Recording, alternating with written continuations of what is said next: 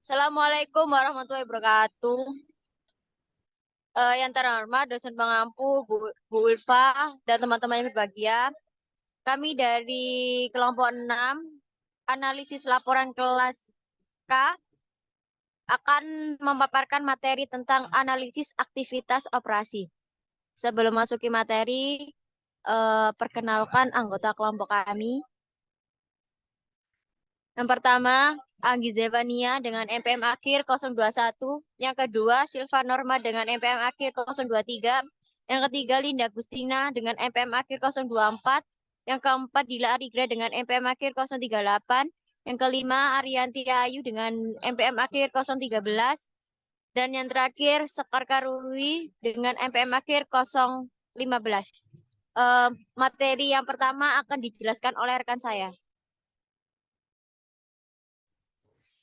Yang pertama ada pengukuran laba. Konsep laba merupakan parameter paling penting dari kinerja keuangan perusahaan. Tujuan utama laporan laba rugi adalah untuk menjelaskan bagaimana untuk menentukan laba dengan laporan komponen kepentingannya sebagai pos terpisah. Terdapat dua konsep alternatif laba, yaitu laba ekonomi dan laba akuntansi.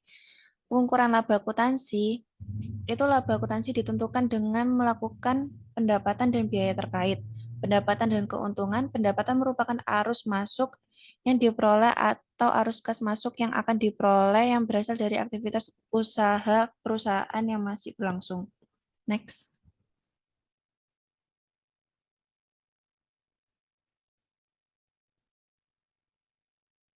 Selanjutnya, klasifikasi laba alternatif. Ada laba berulang dan tidak berulang. Laba berulang dan tidak berulang perlu diidentifikasi dalam menentukan komponen laba permanen dan sementara.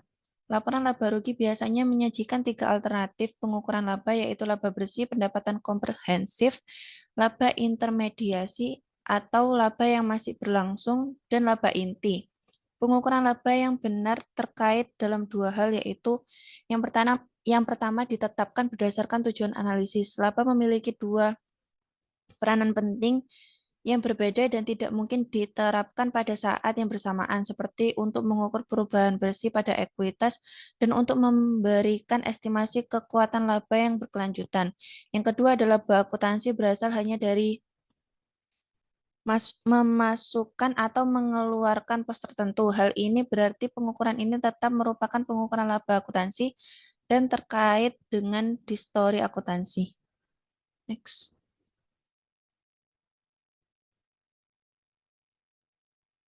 Lalu ada laba operasi dan non-operasi. Laba operasi merupakan suatu pengukuran laba perusahaan yang berasal dari aktivitas operasi yang masih berlangsung. Terdapat tiga aspek penting, yaitu yang pertama, laba operasi terkait hanya dengan laba yang berasal dari aktivitas operasi. Yang kedua, laba operasi terpusat pada laba perusahaan secara keseluruhan dan bukan hanya untuk pemegang ekuitas. Yang ketiga, laba operasi terkait hanya dengan aktivitas usaha yang masih berlangsung. Selanjutnya akan dijelaskan oleh rekan saya. Pendapatan komprehensif. Pertama, ada surplus bersih merupakan angka laba pada total baris terbawah terkait dengan ekuitas di dalam neraca. Hal ini mencerminkan seluruh perubahan ekuitas pemegang saham selain transaksi pemilik.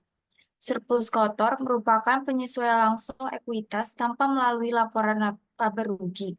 Penyebabnya adanya surplus kotor dikarenakan kekhawatiran tentang ketidakstabilan laba yang berlebihan jika seluruh perubahan terhadap ekuitas dilaporkan di laba rugi.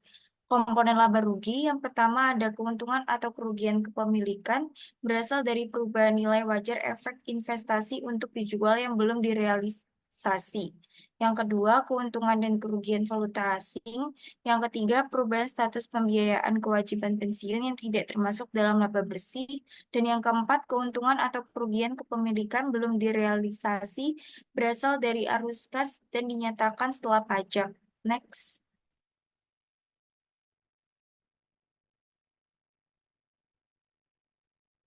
Pos luar biasa merupakan keuntungan atau kerugian akibat bencana alam dan penyerahan aset.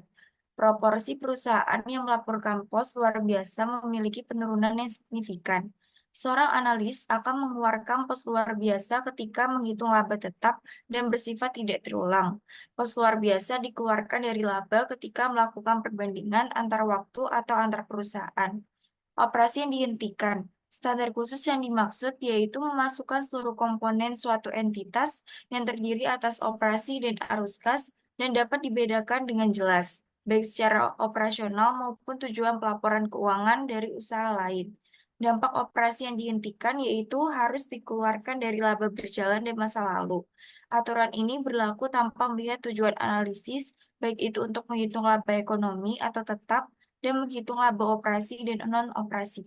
Selanjutnya akan dijelaskan oleh rekan saya.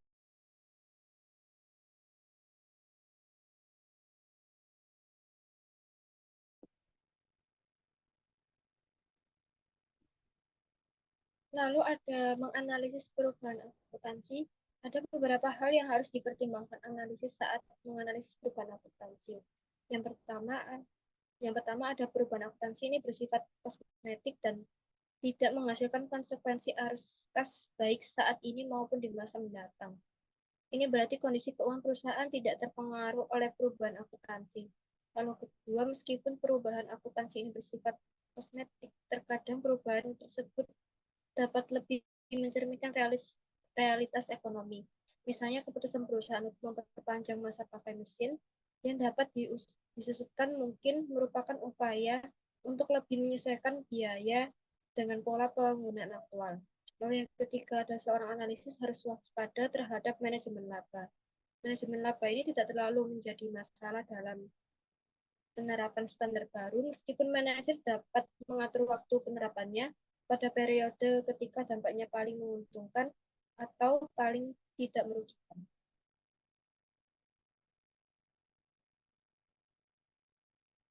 Lalu ada pos khusus. Pos khusus ini merujuk pada transaksi dan peristiwa yang tidak biasa atau jarang terjadi, tetapi tidak keduanya. Pos-pos ini biasanya dilaporkan sebagai pos terpisah pada laporan laba rugi sebagai bagian dari laba dari operasi berkelanjutan. Seringkali pos khusus adalah pos non-rutin yang tidak memenuhi kriteria untuk diklasifikasikan sebagai pos luar biasa. Lalu ada aset gangguan.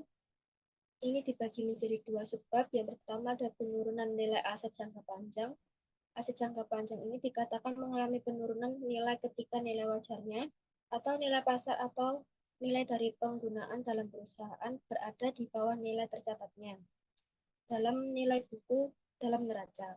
Penurunan nilai aset terjadi karena berbagai alasan, termasuk penurunan nilai pasar aset, penurunan permintaan pasar untuk output dari aset, keusangan teknologi, dan perubahan dalam strategis bisnis perusahaan. Lalu ada penurunan nilai aset lainnya. Selain penurunan nilai aset jangka panjang, perusahaan terkadang menghapus jenis aset lainnya seperti piutang, persediaan, dan goodwill.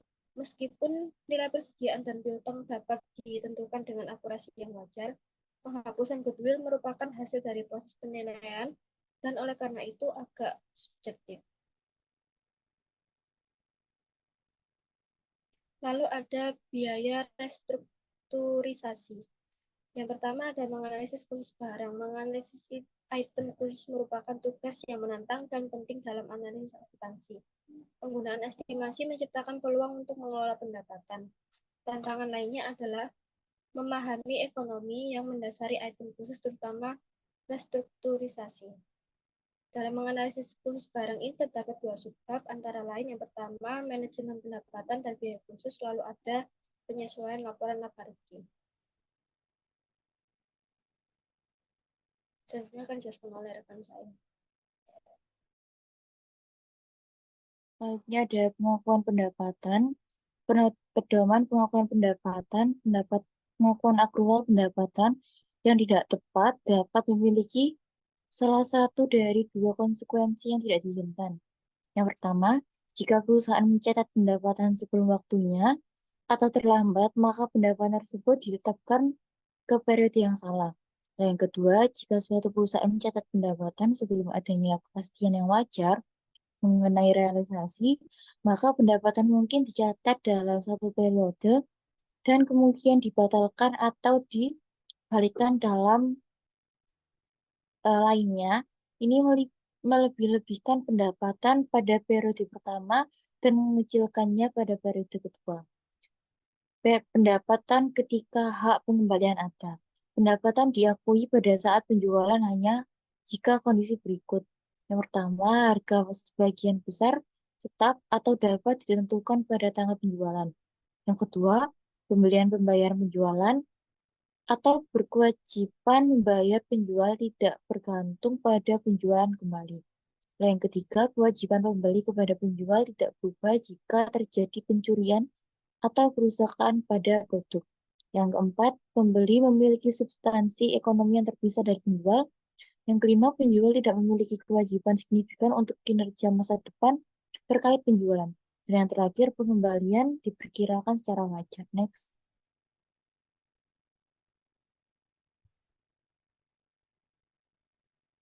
Selanjutnya ada pendapatan waralaba. Pendapatan biaya waralaba dari penjualan waralaba hanya diakui jika semua layanan atau ketentuan material yang terkait dengan penjualan tersebut secara substansi dilakukan atau dipenuhi oleh pewaralaba. Nah, yang kedua ada pengaturan pembiayaan produk. Pengaturan pembiayaan produk adalah perjanjian yang melibatkan pengalihan atau akuisisi yang disponsori atas pekerjaan yang meskipun kadang menyerupai penjualan persediaan, pada dasarnya merupakan sarana pembiayaan persediaan. Lalu selanjutnya ada pendapatan di bawah kontrak. Akuntansi untuk kontrak konstruksi jangka panjang untuk barang-barang seperti bangunan, pesawat, kapal, dan mesin menimbulkan masalah konseptual untuk penentuan pendapatan dan laba. GAAP mengharuskan perusahaan untuk menggunakan metode presentasi penyelesaian ketika estimasi yang wajar ada untuk biaya penyelesaian kontrak dan kemajuan penyelesaian kontrak. Yang terakhir ada pendapatan yang belum diterima. Pendapatan ini direalisasikan namun pendapatan tersebut tidak diperoleh sehingga periode layanan kontrak berakhir. Jika jumlah pendapatan yang belum diakui muncul dalam neraca sebagai kewajiban yang disebut pendapatan yang belum diperoleh. Next.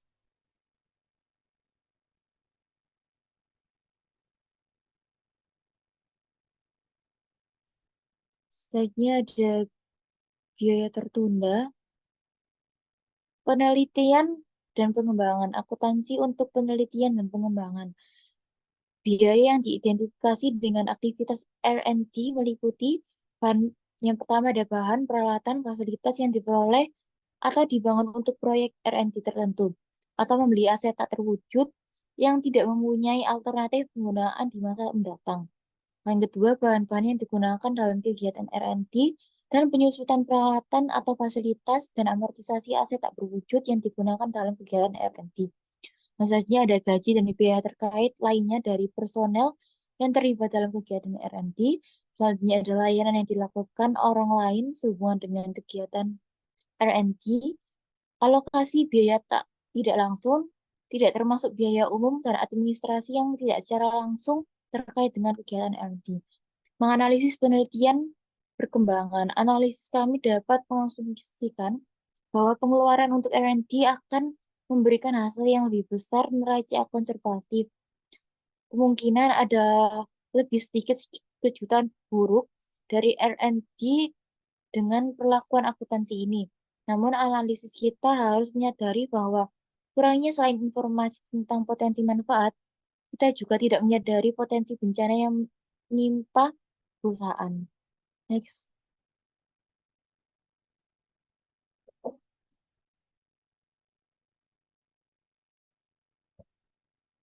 Baik, selanjutnya ada biaya eksplorasi dan pengembangan dalam industri ekstraktif. Nah, pentingnya industri-industri ini dan masalah akuntansi khusus mereka layak mendapatkan perhatian terpisah kita. Seperti halnya aktivitas R&D, pencarian dan pengembangan sumber daya alam dicirikan oleh risiko tinggi.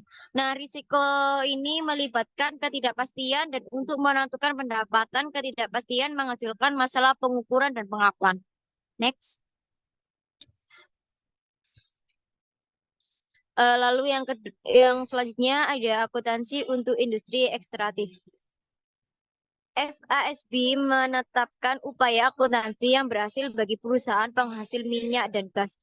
Nah, dalam hal ini mengarahkan bahwa biaya eksplorasi kecuali biaya pengeboran sumur eksplorasi dikapitalisasi saat terjadi. Biaya ini kemudian dibebankan jika sumber daya tersebut tidak berhasil atau direklasifikasi sebagai aset yang dapat diamortisasi jika cadangan minyak atau gas itu terbukti ditemukan. Berikut adalah produsen untuk minyak dan gas yang diperdagangkan secara publik. Yang pertama itu ada jumlah cadangan minyak dan gas yang terbukti. Lalu yang kedua, biaya yang dikapitalisasi terkait dengan kegiatan produksi minyak dan gas. Yang ketiga, ada biaya yang dikeluarkan dalam kegiatan akuisisi, eksplorasi, dan pengembangan. Dan yang keempat, ada hasil operasi untuk kegiatan produksi minyak dan gas. Dan yang terakhir, ada ukuran arus kas bersih masa depan yang diskontokan untuk cadangan terbukti. Next. Selanjutnya ada implikasi analisis untuk industri ekstraktif. Berbagai metode yang dapat diterima untuk menangani biaya eksplorasi dan pengembangan ini dalam industri ekstraktif menghambat perbandingan hasil antara perusahaan. Akuntansi dalam industri ini terus menunjukkan keragaman dalam sebuah industri. Next.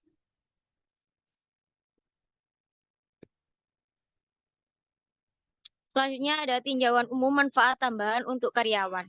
Nah, tekanan masyarakat, persaingan, dan kelangkaan bakat karyawan telah menyebabkan menjamurnya tunjangan karyawan yang melengkapi gaji dan upah. Beberapa tunjangan simpangan seperti pembayaran liburan, bonus, pembagian keuntungan, dan asuransi kesehatan atau jiwa berbayar dapat diidentifikasi dengan periode saat diperoleh dan diberikan. Beberapa manfaat dan cara penghitungannya dijelaskan di sini. Yang pertama ada kontrak kompensasi tertunda. Apa sih kontrak kompensasi tertunda ini? Adalah janji untuk membayar karyawan di masa depan dan beberapa kontingensi. Yang kedua ada hak apresiasi saham atau SAR, yang dimana hak saham yang diberikan kepada karyawan atas dasar sejumlah saham itu tertentu. Selanjutnya akan dijelaskan oleh rekan saya.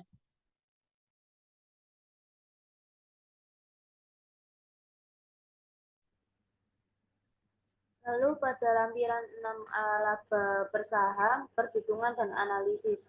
Data laba per saham EPS atau EPS banyak digunakan dalam mengevaluasi kinerja operasional dan profitabilitas perusahaan. Dilusi adalah pengurangan laba per saham atau peningkatan rugi bersih per saham yang dihasilkan dari sekuritas yang bersifat dilutif dikonversi menjadi saham biasa. Pelaksanaan opsi dan waran atau penerbitan saham tambahan sesuai dengan kontrak. Persyaratan perhitungan dan pelaporan laba bersaham berdasarkan peraturan ASGAAP atau ASC 260 dan IFRS atau IAS 33 konsisten.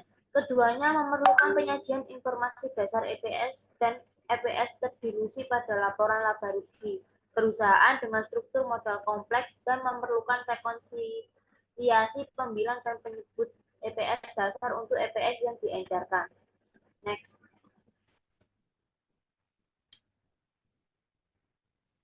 Lalu struktur modal kompleks. Suatu perusahaan ini dianggap memiliki struktur modal yang kompleks jika memiliki sekuritas yang berpotensi dilutif, seperti sekuritas konvertibel, opsi, waran, dan perjanjian penerbitan saham serupa lainnya. Lebih dari 25% perusahaan yang diperdagangkan secara publik memiliki sekuritas yang berpotensi. Lalu hubungan antara laba per saham dasar dan dilutif untuk perusahaan-perusahaan ini digambarkan sebagai berikut. Gambar ini presentasi ganda memperingatkan penggunaan tentang potensi pengenceran laba per saham. Kedua angka laba per saham ini dilaporkan dengan tingkat yang sama pada laporan laba rugi perusahaan dengan struktur modal yang kompleks. Lalu perhitungan laba untuk struktur modal yang kompleks. Struktur modal itu ada opsi waran atau sekuritas konvertible yang beredar. Untuk tidak struktur modal sederhana, terdapat EPS dasar sama dengan laba bersih 2 dividen preferen dibagi saham biasa rata-rata tertimbang. Untuk iya atau setuju struktur modal kompleks, EPS yang diencerkan sama dengan laba bersih saham biasa disesuaikan dengan bunga atau setelah pajak dan dividen preferen pada sekuritas dilutif. Dibagi saham biasa rata-rata tertimbang termasuk sekuritas yang bersifat dilutif. Next.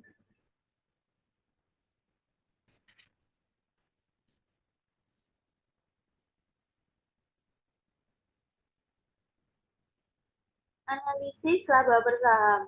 Faktor-faktor dipertimbangkan dalam perhitungan laba bersaham bervariasi dan memerlukan data kepemilikan yang cukup besar, sehingga sudah sepantasnya untuk menempatkan tanggung jawab ini pada manajemen dan auditornya.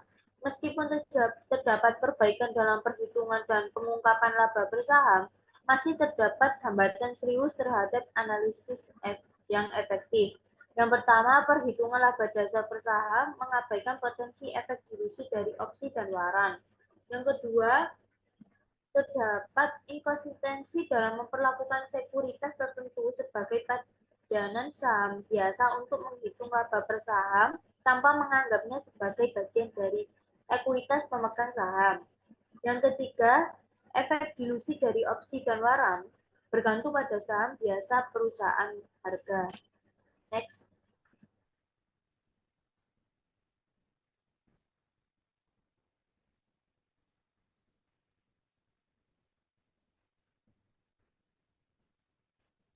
Menentukan EPS yang diluncurkan.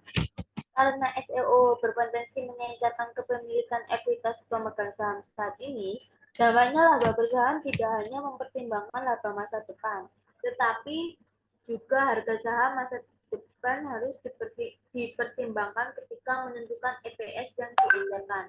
Hanya opsi in the money, yaitu sekuritas yang mempunyai harga pelaksanaan di bawah harga saham, dianggap sebagai sekuritas yang bersifat dilutif, sekuritas yang ekuitas pemegang saham.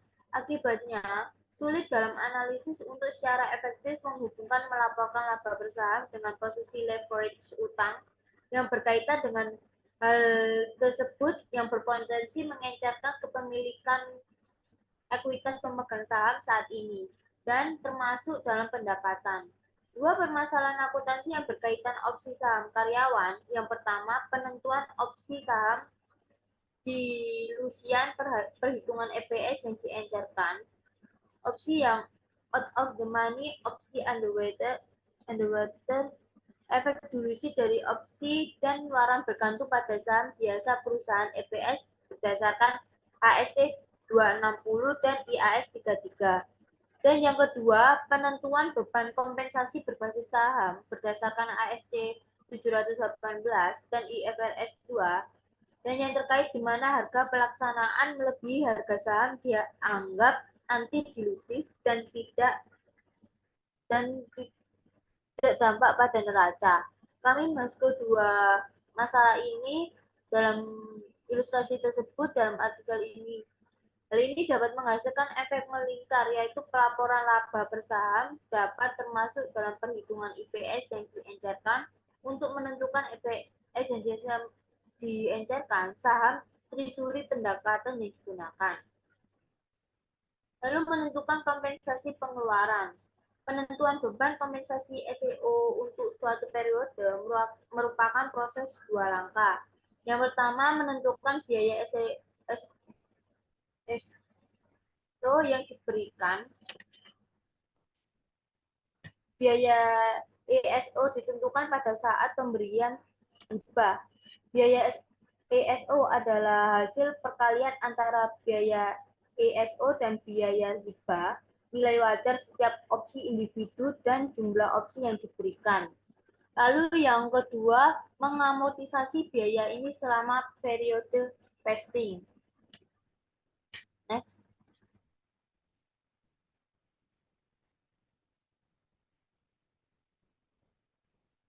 Sekian dari kelompok kami. Bila ada salah kata mohon maaf. Wassalamualaikum warahmatullahi wabarakatuh.